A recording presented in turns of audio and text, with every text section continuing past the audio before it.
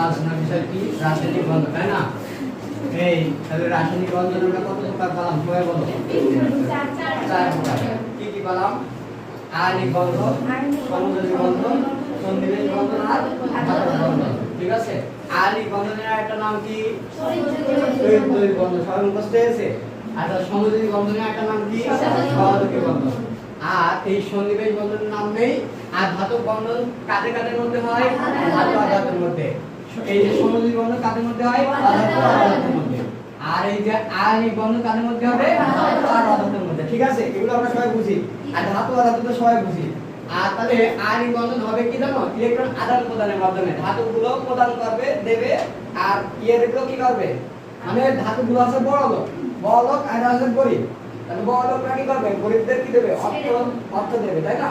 তাহলে এটা কি করবে? ইলেকট্রন আদান প্রদান হবে, ইলেকট্রন আদান প্রদান করবে। আদান প্রদান, সবাই লেখে বলো, আদান প্রদান করবে, ইলেকট্রন আদান প্রদান করবে। আর এই সমযোজী বন্ধন এরা কি করবে? ইলেকট্রন শেয়ার করবে। মানে ভাই তুইও গরিব মানুষ, আমি গরিব মানুষ, তোর টাকা আমার কাছে দে, আমার টাকা কিছু নেই, দুইজনই বড় লোক হবে। ঠিক আছে? এই বিষয়টা শেয়ার করবে, শেয়ার, ইলেকট্রন শেয়ার করবে। আর এই ধাতু বন্ধন হচ্ছে এটার মধ্যে ইলেকট্রনের এরকম ঘুরে বেড়াবে, মানে টাকা এরকম ঘুরে বেড়াবে। ঠিক আছে? একটা আমরা সব কিছু নিয়ে আলোচনা করবো। তো আমরা যদি এই আলোচনা করতে পারি তাহলে আমরা আস্তে আস্তে ভিতরের দিকে যাবো। প্রথমে আমরা আয়নিক বন্ধন সম্পর্কে একটু ধারণা নেব। আয়নিক বন্ধনটা কি জিনিস? আয়নিক বন্ধনটা কি জিনিস সেগুলো নিয়ে একটু আলোচনা করবো। ঠিক আছে? এটা মুছে দিলাম। সবাই লেখা হয়েছে? সবাই লেখা হয়েছে? আচ্ছা, মুছে দিলাম। এখন আমরা আয়নিক বন্ধন কি জিনিস সেটা নিয়ে একটু আলোচনা করবো। আয়নিক বন্ধন, আয়নিক বন্ধন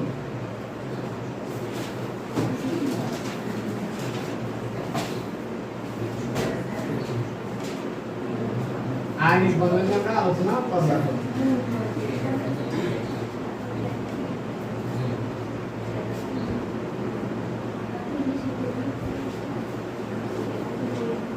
দেখো এই যে সোডিয়াম আর ক্লোরাইড, সোডিয়াম আর ক্লোরিন, এটা কি বলে? সোডিয়াম ক্লোরাইড কি বলে?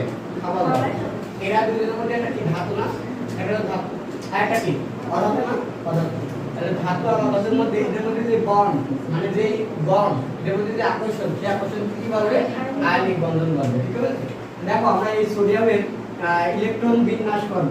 সোডিয়ামের ইলেকট্রন বিন্যাস, সোডিয়ামের ইলেকট্রন বিন্যাস 11 ইলেকট্রন বিন্যাস করলে আমরা পাবো হচ্ছে 1s2 2s2 2p6 আবার 3s কত?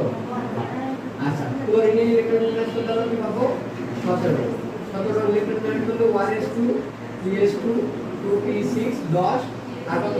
3s2 কত হবে? তারপরে 3 কি কত? 5। এখন আমরা দেখবো যে প্রত্যেকটা মৌল স্থিতিশীল অবস্থা অর্জন করতে চায়। কেন? তুমি ভালো করতে চাও না? একটা ভালো চাকরি পাতে চাও না? ভালো চাকরি পাতে চাও, তুমি একটা ভালো চাকরি পাতে চাও না? হ্যাঁ, সবাই কি চাকরি পেয়ে একটা এস্টাবলিশ হতে চায়। কারণ কি সব মেয়েরা হচ্ছে বিয়ে করতে পারে, তাই তো?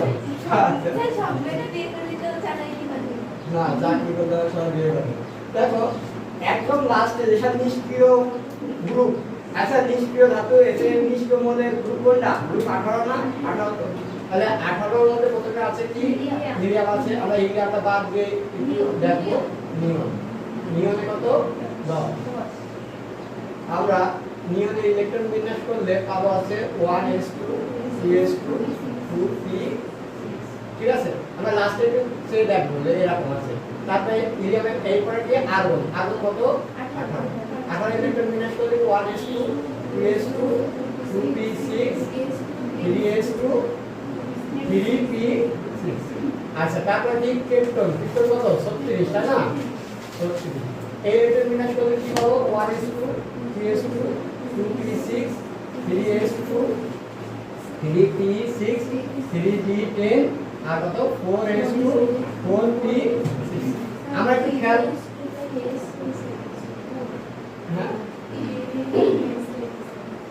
আচ্ছা, তাহলে আমরা সবগুলোই যারা নিষ্ক্রিয় মৌল মানে গ্রুপ 18 যারা মৌল সবগুলো ইলেকট্রন বিন্যাস খেয়াল করে দেখো যে এই এসটা হচ্ছে কি এই এইচটা হচ্ছে 2 আর পিটা হচ্ছে 6 মানে 8টা। এই যে লাস্টে কক্ষপথ করলে 2 2 দেখো কেমনে কক্ষপথে 2 কক্ষপথে ইলেকট্রন রয়েছে 2 আবার 2 কক্ষপথে ইলেকট্রন কয়টা 6 তাহলে মোট মিলে টোটাল হলো কয়টা 8টা।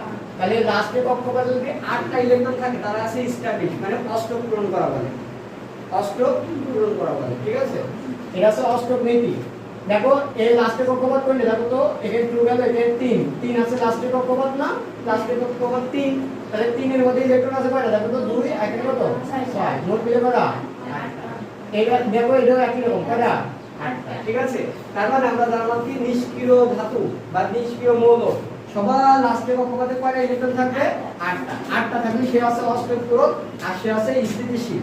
ঠিক আছে, স্থিতিশীল। তাহলে খেয়াল করে দেখো সবকটা মৌলই এই স্থিতিশীল অবস্থা অর্জন করতে চায়, মানে সবকটা মৌলই লাস্টে চাই যে আমাদের লাস্টে কি থাকবে 8টা পূরণ থাকবে। কয়টা পূরণ থাকবে 8টা পূরণ থাকবে। ঠিক আছে, হিলিয়ামের ক্ষেত্রে একটু আলাদা, হিলিয়ামের 2টা পূরণ করলেই হিলিয়াম আছে এই স্থিতিশীল অবস্থা অর্জন করে। হিলিয়ামের বিষয়টা পরে আমরা ব্যাখ্যা আলোচনা করি। দেখো আমরা এখন সোডিয়ামে যদি ইলেকট্রন বিন্যাস করি, সোডিয়াম প্রথম কক্ষপথে কয়টা থাকবে 2টো, দ্বিতীয় কক্ষপথে কয়টা থাকবে 8টা, আর তৃতীয় কক্ষপথে কয়টা থাকবে 1টা, তাই না? এবার ক্লোরিনে যদি আমরা ইলেকট্রন বিন্যাস করি, ক্লোরিনের প্রথম কক্ষপথে কয়টা থাকবে 2টো, দ্বিতীয় কক্ষপথে থাকবে হচ্ছে 8টা। আমরা সবাই এগুলো জানি। আচ্ছা, তারপরে কক্ষপথে কয়টা থাকবে 7টা, 10 আর 7 17 6 এই 7। এখন দেখো তো ধাতুগুলো কি করবে, ধাতুগুলো ইলেকট্রন ত্যাগ করবে আর অধাতুগুলো কি করবে ইলেকট্রন গ্রহণ করবে। এখন এটা ধাতু না, এটা ধাতু না, এই সহজে ত্যাগ করবে আর এই অধাতু না, এই সহজে কি করবে। ঠিক আছে, তাহলে এর একটা ইলেকট্রন এ বলবে যে আমরা তো একটা ইলেকট্রন দিয়ে দিলে, একটা ইলেকট্রন দিয়ে দিলে। এখন বলো এই লাস্টে কক্ষপথে একটা ইলেকট্রন রয়েছে আর এই লাস্টে কক্ষপথে কয়টা ইলেকট্রন রয়েছে 7টা।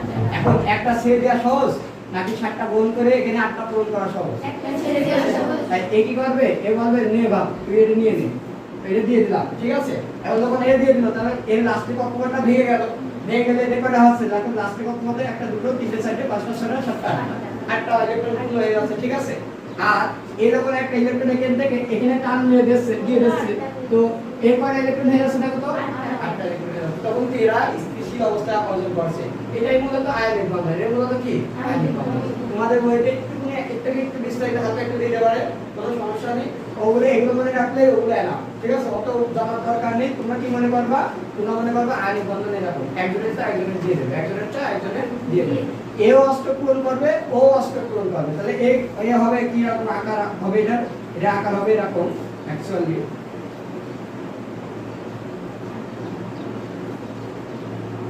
এই যে এরকম হচ্ছে তাই না, এরকম হবে। আর এর আকার কেমন হবে, এর আকার এরকম হবে।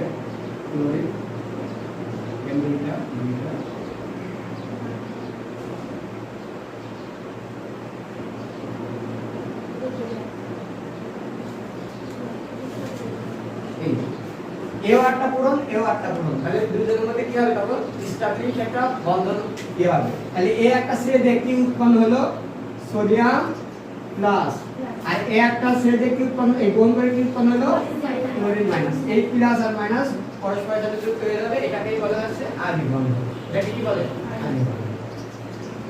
আমি তোমাদের এখন সিম্পলি ভাবে এই অধ্যায় সম্পর্কে একটু ধারণা দেব, আর ক্লাসের মধ্যে আমি এই অধ্যায়ের ডিটেইলস একটু বেশি করে পড়াবো। মানে এই অধ্যায়টা এরকম পড়া যারা এই একটু বেশি করে পড়তে চাও এই শীটটা নিয়ে নিবা, 103 নাম্বার শীট। ঠিক আছে, এই শীটটা নিয়ে নিবা, এই শীটটা নিয়ে তোমরা পড়বা। দেখো এখানে বিস্তারিত দেওয়া রয়েছে, অতিরিক্ত অনেক বেশি কিছু দেওয়া রয়েছে যেগুলো তোমাদের বইতে উল্লেখ করা নেই, কিন্তু ওগুলো পড়তে হবে, না পড়তে জানা না। একটা বই বানানো হয়েছে। তাহলে আণবিক বন্ধন এরকম বিষয়। ঠিক আছে, ঠিক আছে।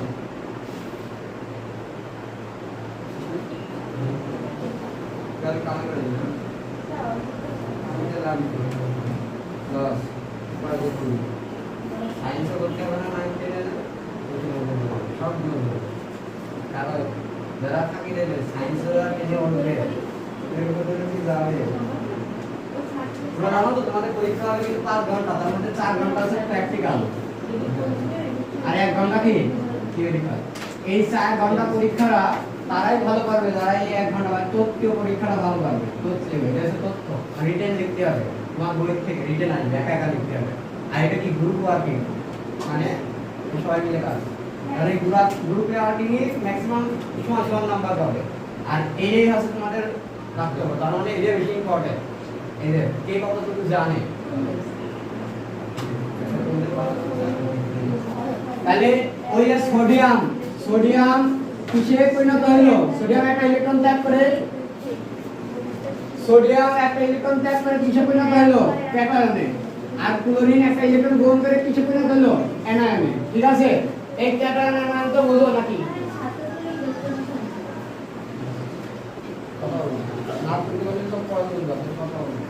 দেখো এই সোডিয়াম একটা ইলেকট্রন ত্যাগ করে কিসে পরিণত হলো?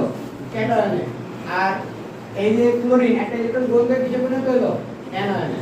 মানে এই ধনাত্মক আধান বিশিষ্ট চার্জকে কি বলবে? পরমাণুকে বলবে ক্যাটায়ন। আর ঋণাত্মক আধান বিশিষ্ট পরমাণুকে কি বলবে? অ্যানায়ন।